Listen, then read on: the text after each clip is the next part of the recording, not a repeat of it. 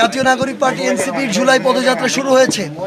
গত বছর আমরা যে জুলাই পদযাত্রা করেছি, এবারও একটা ধারাবাহিক কার্যক্রম হিসেবে বাংলাদেশের 100 উপজেলা এবং পৌরসভায় আমরা সেই জুলাই পদযাত্রা করছি। সাভারে আজকে আমাদের জুলাই পদযাত্রা ছিল সন্ধ্যা 7টার দিকে, এবং তার পূর্বে আমরা আজকে গাজীপুরের কালীগঞ্জে জুলাই পদযাত্রা করেছি। আপনারা দেখেছেন যে 8:30 থেকে 9টার দিকে আমরা এই পদযাত্রা করে আমরা যখন আমাদের পথসভার যে জায়গা উন্মুক্ত মাঠ, সেই জায়গায় আসি, আমরা মঞ্চে ওঠার সাথে সাথে সেখানে বিদ্যুৎ চলে যায় এবং চারিপাশে একটা অন্ধকার পরিবেশ তৈরি হয়। এরপর যখন 4-5 জন আমাদের বক্তব্য দেওয়ার পরে আমাদের পার্টির আহ্বায়ক এবং সদস্য সচিব, যারা সংসদ সদস্য এবং আমাদের আহ্বায়ক বিরোধী দলীয় চিফ হুইপ, যখন তাদের বক্তব্যের মুহূর্ত আসবে, তখনই আমরা দেখি যে একটি সন্ত্রাসী হামলা হয়। সেটা বোমা হামলা ছিল নাকি ককটেল হামলা ছিল এটা কিন্তু আমরা এখনও নিশ্চিত নই, কিন্তু আমরা এইটুকু নিশ্চিত যে এখানে অভ্যুত্থানের যারা সামনের সারির নেতৃত্ব ছিল, যাদের নেতৃত্বে সন্ত্রাসীদের খুনিদের পতন হয়েছে, তাদেরকে হত্যা করার উদ্দেশ্যে হামলা করা হয়েছে। এবং চারপাশে যখন অন্ধকারাচ্ছন্ন পরিবেশ, বিদ্যুৎ নেই, তখন তারা একটা অনেক বড় জনসমাগম ছিল। এখানে অন্তত 1-2 হাজার কিংবা তারও বেশি হয়তো মানুষ ছিল। পিছন থেকে তারা তাদের জায়গা থেকে এই হামলাটা সর্বোচ্চভাবে যখন করেছে, মঞ্চের কাছাকাছি এসেছে, আপনারাও দেখেছেন। আমাদের একাধিক ভাই বোন সেখানে রক্তাক্ত হয়েছেন, একজন শহীদের পিতা রক্তাক্ত হয়েছেন। আমাদের প্রশ্ন হচ্ছে, একটা রাজনৈতিক দলের সদস্য হিসেবে বা রাজনৈতিক একজন নাগরিক হিসেবে আমাদের যে অধিকার, সেই জায়গা থেকে আমরা এটা কর্মসূচি করবো, এটা আমাদের অধিকারের জায়গা ছিল, আমরা সেটা করতে এসেছি। কিন্তু এইখানে যদি প্রশাসনের, সরকার সংশ্লিষ্ট এখানে যারা রয়েছে বিদ্যুৎ বিভাগের, তাদের গাফিলতি না থাকতো, তাহলে ওই সময় বিদ্যুৎও যেত না, এত বড় রক্তাক্ত হামলার ঘটনার আমরা সাক্ষীও হতাম না। তো এই সামগ্রিক বিষয়গুলো নিয়ে এ পর্যায়ে আমি কথা বলার জন্য অনুরোধ করছি জাতীয় নাগরিক পার্টি এনসিপির সম্মানিত আহ্বায়ক, আমাদের সংসদের বিরোধী দলীয় চিফ হুইপ জনাব নাহিদ ইসলাম এমপি।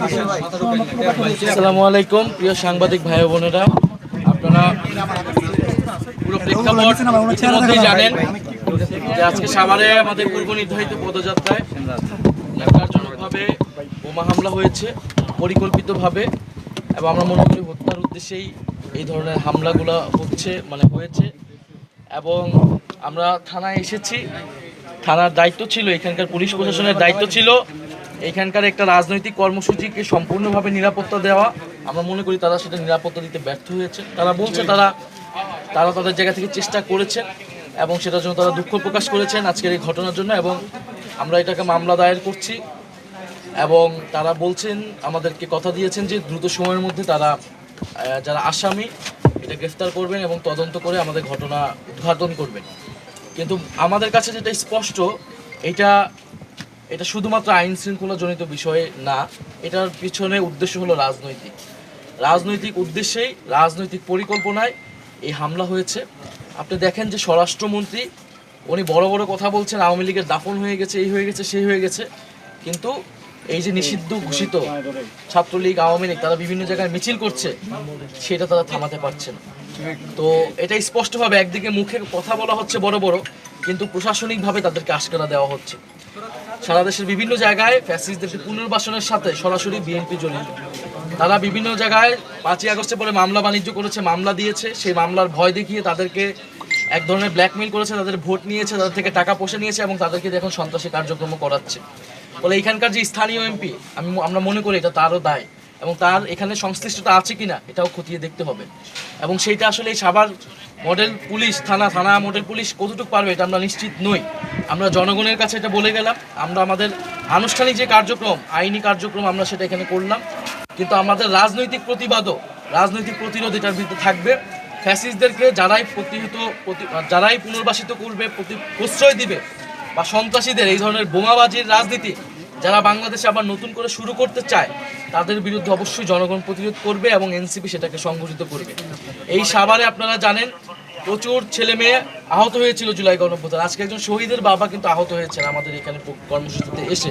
ফলে এটা স্পষ্টই স্বরাষ্ট্রমন্ত্রী, প্রধানমন্ত্রী তাদের আইন শৃঙ্খলা নিরাপত্তাজনিত ব্যর্থতা, তারা আওয়ামী লীগের এই প্রশ্ন ডিল করতে পারে নাই, জনগণকে কোনো নিরাপত্তা দিতে পারে নাই, এবং যদি এই নিরাপত্তা দিতে না পারে তাহলে তাদের ক্ষমতায় বা গদিতে বসে থাকার অধিকারও তারা খুব শীঘ্রই হারাবে বলে আমরা মনে করি। ঠিক। ফলে আমরা দ্রুত সময়ের মধ্যে এটার বিচার চাই। কারাই হামলার সাথে জড়িত ছিল, সে যেই হোক না কেন, এটার সঠিক তথ্য সামনে আসতে হবে এবং তার বিচার নিশ্চিত করতে হবে। আর যদি এটার বিচার নিশ্চিত না হয়, ওসমান হাদি হত্যা হয়েছে, বিভিন্ন জায়গায় জুলাই যোদ্ধাদের উপর আক্রমণ হচ্ছে, শুধু জুলাই যোদ্ধা না, যে কোনো নাগরিকের উপরেই কিন্তু হামলা হতে পারে, ধর্ষণ হচ্ছে। মানুষের নিরাপত্তা যদি নিশ্চিত না হয়, মানুষের সরকার অলরেডি জনগণের আস্থা কিন্তু অর্জন করতে ব্যর্থ হয়েছে গণভোটের রায় তারা বাস্তবায়ন না করার মধ্য দিয়ে। সংস্কার বাস্তবায়ন করলে আজকে পুলিশ কিন্তু নিরপেক্ষভাবে কাজ করতে পারত, পুলিশ কমিশন হতো, তখন কিন্তু এখানে স্থানীয় এমপির প্রভাবের বাইরে যে রাজনৈতিক প্রভাবের বাইরে গিয়ে পুলিশ জনগণের বা যে কোনো রাজনৈতিক পক্ষের এখানে নিরাপত্তা নিশ্চিত করতে পারত। ফলে এই সরকার সংস্কার না করে, গণভোট বাস্তবায়ন না করে, তারা আসলে সকল ক্ষমতা কুক্ষিগত করছে, পুলিশকে আবার দলীয়করণ করছে এবং এই ধরনের সন্ত্রাসী কার্যক্রম করে বিরোধী মতকে দমন করার জন্য তারা মাঠে সন্ত্রাসীদেরকে ছেড়ে দিয়েছে। তবে সরকার এই পরিকল্পনা যদি থেকে থাকে, তারা এটাতে সফল হবে না ইনশাল্লাহ। আমরা মনে করি জুলাই মাস চলতেছে, আমরা জুলাই মাসে 5টা দাবি নিয়ে নেমেছি।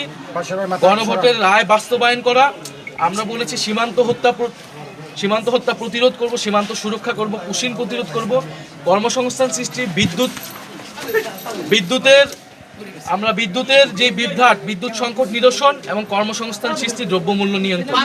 আজকে আপনারা জানেন যে বিদ্যুৎ নিয়ে কিন্তু আজকে এই যে বিদ্যুৎ বন্ধ করে খুবই পরিকল্পিতভাবে এই হামলাটা করেছে। তো আপনাদের সাংবাদিক ভাইদের প্রতি আমাদের অনুরোধ থাকবে, আপনারা সারা দেশে জনগণকে এই মেসেজটা দিবেন এবং আপনারা যারা স্থানীয় আছেন, আমাদের স্থানীয় নেতৃবৃন্দ এখানে থাকবে, আপনারাও একটু এই পুলিশ বা এদেরকে জবাবদিহিতা আনবেন যে এখানে তারা বিচার। আচ্ছা, আমরা কিছু দেখেছি যে মঞ্চে হামলা হওয়ার সময় আশেপাশে প্রশাসনের কাউকে দেখা যায়নি ওই টাইমটাতে। এই বিষয়ে আপনি কি বলবেন? পুলিশের কোনো ব্যর্থতা ছিল কিনা? আমরা বলবো যে আমরা যেভাবে নিরাপত্তা দেওয়ার কথা ছিল সেভাবে নিরাপত্তা দিয়ে দুইজন এমপি এই প্রোগ্রামে উপস্থিত ছিল। সংসদের তৃতীয় বৃহত্তম দল এনসিপি এখানে একটা রাজনৈতিক কর্মসূচি করেছে, সেটা নিরাপত্তা দিতে পারেন। এই ধরনের ঘটনা ঘটা মানেই পুলিশের ব্যর্থতা, আইন শৃঙ্খলার ব্যর্থতা। এবং আমরা মনে করছি আইন শৃঙ্খলা জনিত থেকে এটার পিছনে রাজনৈতিক একটা উদ্দেশ্য আছে। পুলিশকে যদি দলীয়করণ করা হয়, পুলিশ এই ধরনের ঘটনায় আসলে আমাদেরকে প্রোটেক্ট করতে পারবে না, কারণ পুলিশ রাজনৈতিক নির্দেশেই তখন কাজটা করবে। এখন পুলিশ যদি গ্রেফতার করতে পারে, তাহলে আমরা বুঝবো যে পুলিশ নিরপেক্ষভাবে কাজ করছে। পুলিশ বলছে তাদের ইচ্ছা ছিল কিন্তু ব্যর্থ হয়েছে। এখন পুলিশ গ্রেফতার করতে পারছে কিনা, এটার উপরেই পরিষ্কার হয়ে যাবে যে পুলিশ আসলে কতটুকু বাংলাদেশের শক্তি। পুলিশ, আমরা যখন দেখেছি পুলিশ ছিল, উপস্থিত ছিল, কিন্তু বিদ্যুৎ চলে যাওয়ার পরে পুলিশের কোনো আমরা সক্রিয়তা দেখি নাই। বোমা হামলার পরে কিছু পুলিশ এসেছিল, আমাদেরকে সেভ করার চেষ্টা করেছে, কিছু পুলিশ চলে গিয়েছে। আমরা তারা বলছে চেষ্টা আছে, এখন আমরা দেখতে চাই